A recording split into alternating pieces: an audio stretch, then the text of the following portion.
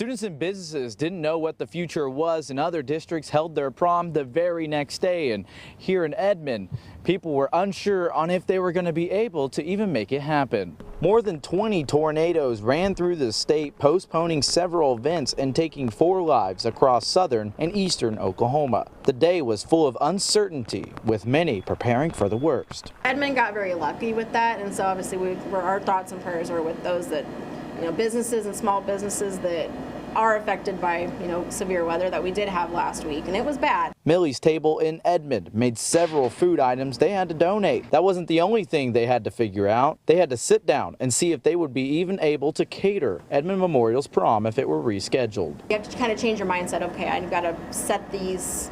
I got to have this set, and I've got to add it in here. So you got to have to shuffle things around. You have to be able to shuffle and organize a little bit. So if you don't, it gets a little crazy. She says it wasn't just going across her mind, but many local business workers like hair and makeup and photographers all having the same problem. Students from Edmond North say they were upset whenever they got the news that their prom was canceled, adding that some students heard about the decision and decided they weren't going to go. Some students hearing about the cancellation during hair appointments. I hadn't even left for my appointment, and then my mom came in and said that it was canceled. I was still just lounging around in my room watching TV, waiting to know whether we would have to go into the shelters. Students from Edmond Memorial say they had to reschedule and pay more for certain things like nails, but that their parents were able to go above and beyond with corsages after their set from last weekend expired. Since those expired for prom, my mom offered to make them by herself. We're very happy that we made it work.